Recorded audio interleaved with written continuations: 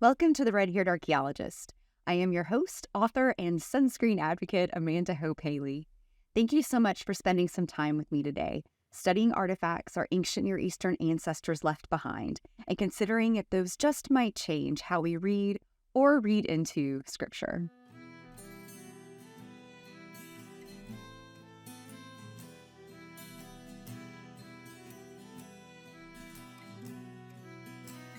So in the last episode, we spent time talking about King Josiah, who is widely remembered as one of the most righteous kings in ancient Israel's history. At the end of his life, he was killed by the Pharaoh Necho out of Egypt. And that reminds us that throughout the entire time that ancient Israel was a nation, it sat at the crossroads of empires. You roughly had Egypt to the south, the Neo-Assyrian Empire to the north and northeast, and then the Neo-Babylonian Empire, which we're going to be talking about today, to the east. All of those empires at times tangoed with the Northern Kingdom and the Southern Kingdom. The Northern Kingdom ended up falling to the Neo-Assyrian Empire long before the Southern Kingdom did. It fell in 722.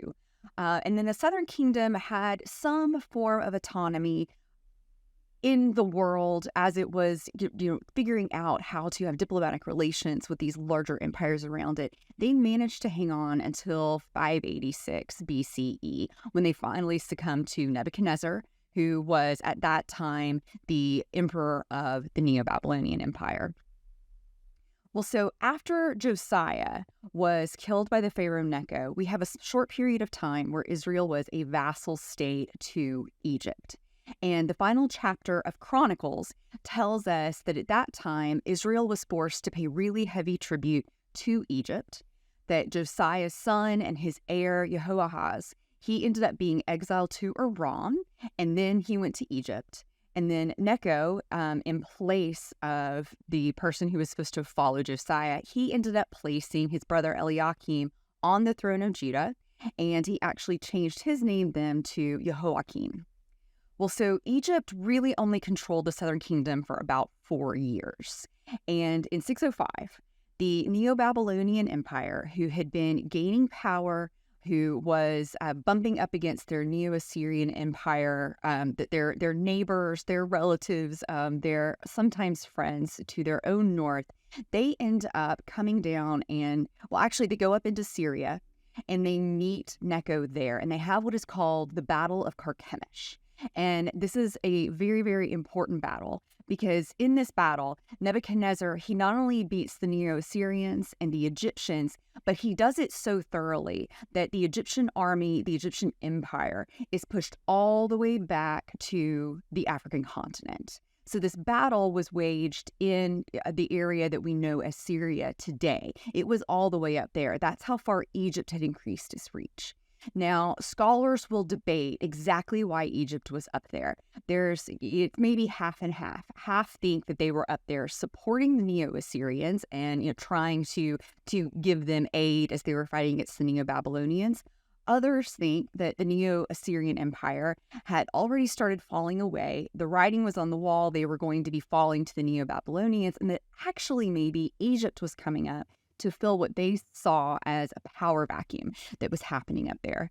Well, regardless of what Egypt's intentions were or exactly where the power players were at that moment in 605, the result was a man named Nebuchadnezzar ends up vanquishing basically everybody who is there. And it's at this point that we have finally the Neo-Babylonian Empire being the powerhouse in this region. Well, several days after the Battle of Carchemish, word reaches Nebuchadnezzar that his father, Nabopolassar, has died in Babylon. No one really knows exactly why the king wasn't on the battlefield himself. It's possible that he was sick, considering the timeline and all this stuff happened. But his death meant that Nebuchadnezzar, who was at the Battle of Carchemish as the commander-in-chief of the Neo-Babylonian army, he was also the crown prince at that time. This means that he is now the emperor of the Neo-Babylonian Empire. And so he turns around and he goes back to Babylon just as quickly as he possibly can and gets himself crowned there. for fear that there could be some palace intrigue or something like that happening while he's gone. So he rushes back to Babylon and takes over the throne and then just becomes the undisputed ruler of the empire at that time. Now, Nabopolassar was a member of the Chaldean tribe. And the Neo-Babylonian Empire, just like the Neo-Assyrian Empire before them, the empire was formed by lots of groups of different people from different regions in the area. The Chaldeans were one of those groups, one of those sets of tribes that made it up. And when Nabopolassar ends up founding the Neo-Babylonian Empire, as he is followed by his son Nebuchadnezzar, the people who are in the highest positions in the Babylonian government are Chaldeans. I think that happens. Anytime you have someone new come to power, the people who tend to advise that individual tend to be people that they've known for a long time, that they trust as advisors and as friends. That's exactly what you see happening. And so in the Bible, sometimes when you're reading about the Neo-Babylonian Empire, they're sometimes called the Chaldeans. And that, in the context of the books of Kings and then in the prophets, in those later, historically later books of the Bible, Chaldean is often synonymous with the Babylonian Empire because it was those Chaldeans who were essentially running things from Babylon. Now, at different places in time, that's not necessarily true. If you go back to Genesis, Chaldea is mentioned there. Well, this is long before the Neo-Babylonian Empire or anything like that. And in those early mentions of the Chaldeans, that refers specifically to those smaller tribes that were there at the time. But at this point in history, it's okay if when you're reading the Bible, if you see Chaldeans, then your brain goes, oop, that just means the Babylonians. That's sort of a fair thing to do at that point in history. So how do we know so much about the Neo-Babylonians and actually the Neo-Assyrians before them when there's not a whole lot of detail in the Bible? The Bible mentions a lot of the things that we've been talking about over the last few episodes, but we don't really get specific dates there. We don't get a whole lot of details. Well, there's another set of writings that are really helpful for this, and that is called the Mesopotamian Chronicles. So the Mesopotamian Chronicles, that name has come recently. That is something that scholars call all of the different writings that they have lumped together that came from the empires of Sumer, Assyria and Neo-Assyria, Babylonia and Neo-Babylonia, all of that together. And most of those are cuneiform writing on clay tablets.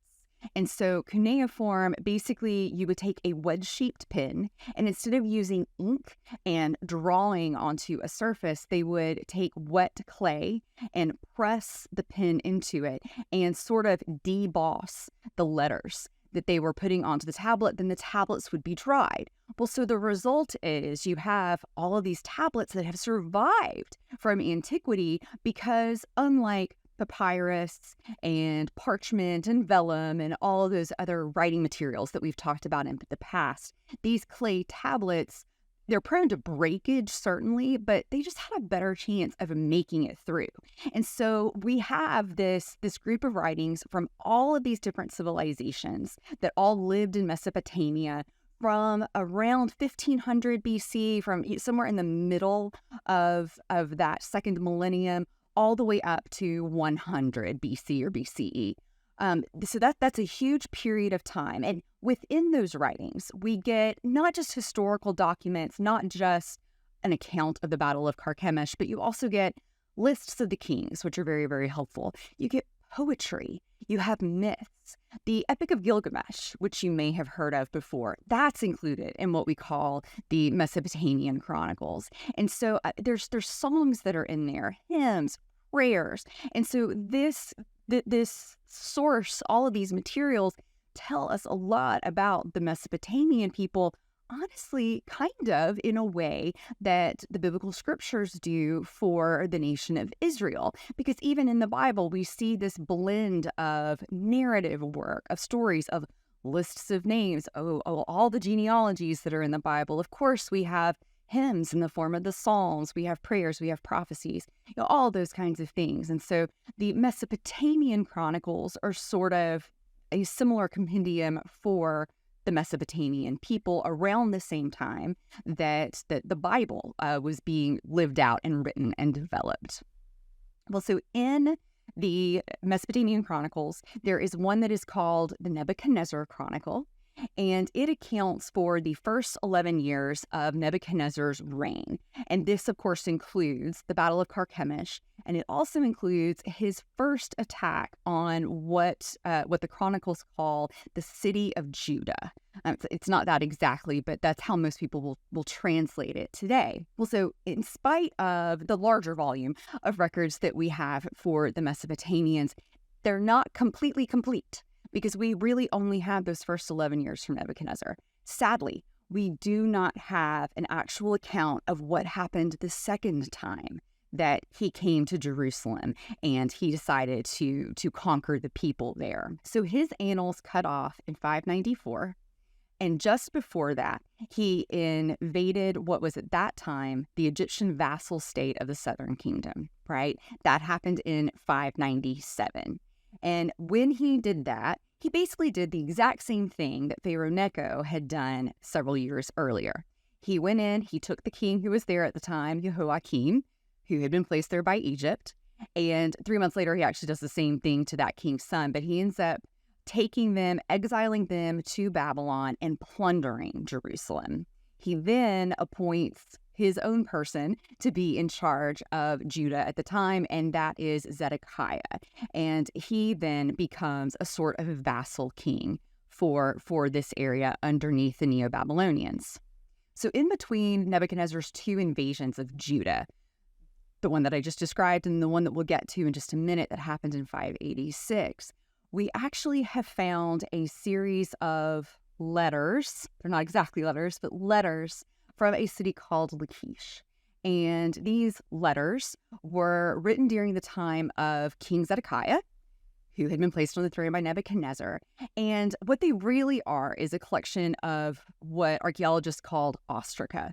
They are broken pieces of pottery that somebody, an official in the government, went and took time and wrote on. So using ink and a pen, they wrote on these broken pieces of pottery.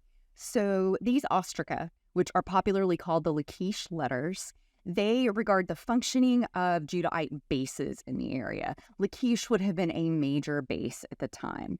And in these letters, we have descriptions of leaders from Judah traveling into Egypt. We have a story of an unnamed prophet, at least unnamed in those letters, being brought back to Judah from Egypt. There are lots of theories as to who that prophet might be, but the letters themselves don't state it. So what we have with those is basically a window into the operation of life on bases in Judah during this limbo time when Egypt has fallen away, but they obviously still have strong connections with them, and with Judah just trying to survive underneath their new leaders, who are the Neo-Babylonians. Zedekiah ends up reigning for 11 years, and at the end of that 11 years, Nebuchadnezzar, quote, slaughtered everyone without regard to gender, age, or health. They plundered every treasure in the eternal God's temple and burned God's temple to the ground. They stole the king's and the officers' possessions, tore down the wall of Jerusalem, burned the fortified buildings, and destroyed anything of value in Jerusalem. Anyone who managed to survive the invasion was exiled to Babylon, where they remained servants of the Babylonian court until it was conquered by the Persian Empire. That is 2 Chronicles 36, 17 through 20. Now, in 2 Kings, we get a slightly different description of what happened there. And it says that the commander, quote, spared the poorest people and left them to take care of the land as farmers and gardeners. That description reminds us of what we had already seen happen with the Northern Kingdom when the Assyrian Empire came in. It was very, very common that when empires would come into a place, they would take the powerful residents like the king and his advisors, military commanders. They would take anybody who had any sort of power, any sort of sway over the population, and they would exile them. But They would leave behind the poorer people, the people who they deemed did not have a lot of political clout among their own people, so that those people could stay there and take care of things. Because we have the two different accounts, the reality is probably somewhere in the middle. We talk about Nebuchadnezzar coming in and absolutely flattening Jerusalem, and that is the description that we get in Chronicles. But even with the city coming down, the city did not exist alone. A city at the time would have been walled, but then outside of those city walls, there would have been pastures, there would have been agricultural life, and it would have been in the interest of any empire coming in to keep those areas fertile, to keep them being productive so that taxes could continue to be paid and all that sort of thing. And so it is likely that not absolutely every single person in the region was sent into exile, but that some people were left behind to just sort of monitor these things. And in fact, next week, we're going to meet some of those groups of people. So there's a little tease for next week, which will actually be the final episode of this podcast. Well, so what happened there? What happened with Nebuchadnezzar coming in and just completely destroying Jerusalem? It's frequently referred to as the fall of Jerusalem.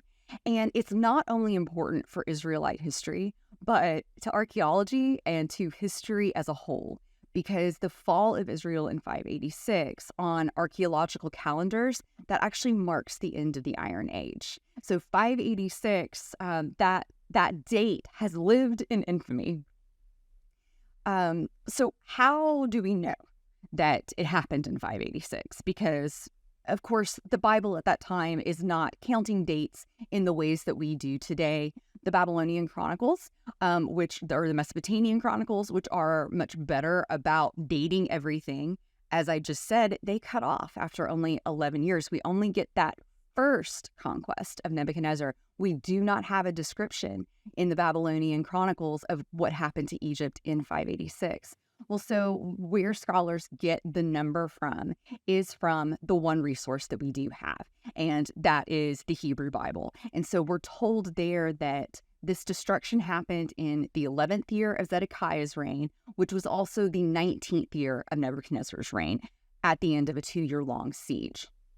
And so just doing that math, most people agree it was either 586 or 587 when this conquest actually happened. And in archaeology, and honestly in history, when you're looking at thousands and thousands of years of time, a 1-year difference between 586 or 587, that's not a huge amount at all. So, right in that area is likely when this occurred.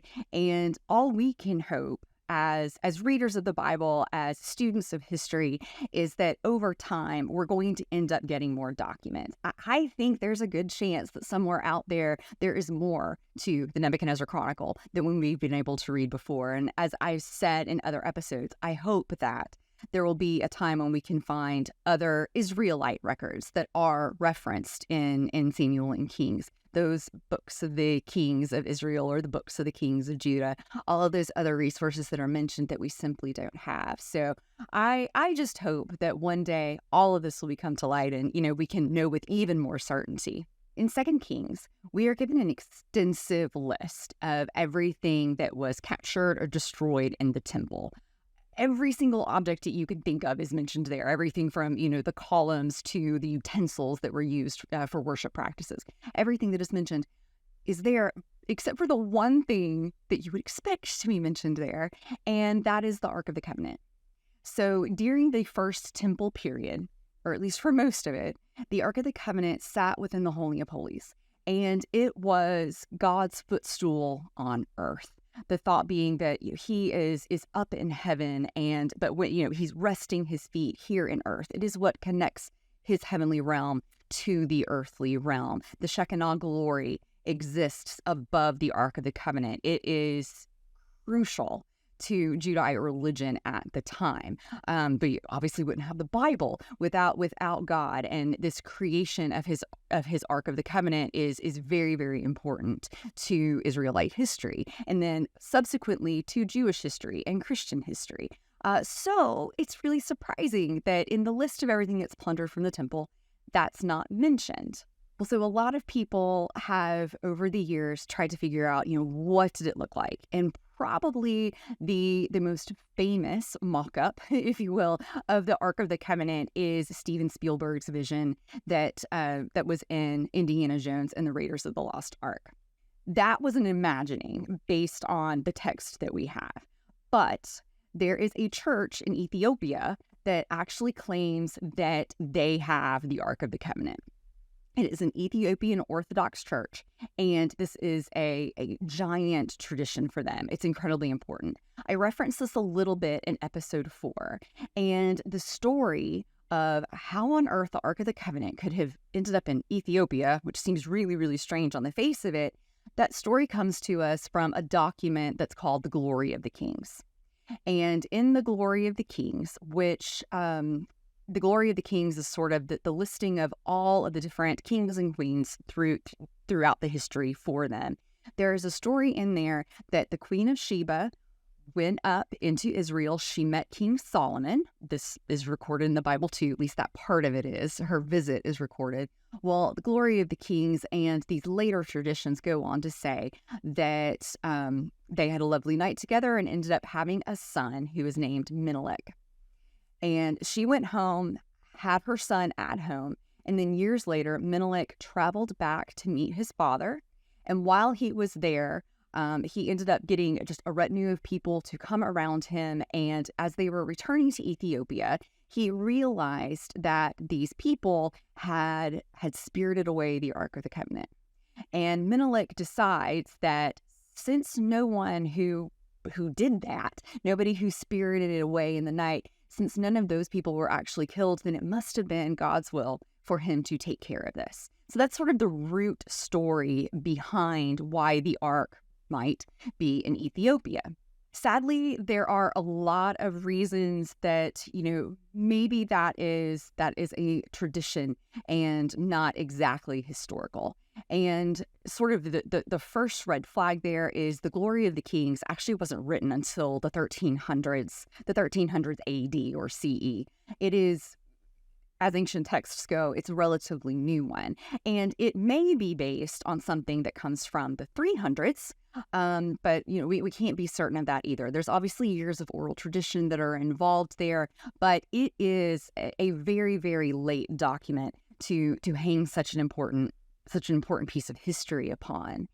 And maybe the bigger thing that makes the assertion that the Ark of the Covenant is an axiom, maybe the bigger issue is actually that there's one person on earth at a time who is allowed to see it, and that is the guardian of the Ark. And so all of the people who are high up, even in the Ethiopian Orthodox Church, they have never seen it. No one has ever seen it before. And of course, that raises questions as to why. Why would they be keeping it, behind closed doors, all of that kind of stuff. So that, though it is one of the most popular traditions as to where it would be, maybe it's not the best, most likely historical explanation of where it ended up. Jewish commentators, 1,000 years, about 1,000 years or more, even before the Glory of the Kings was written, you have Jewish commentators coming up with other theories.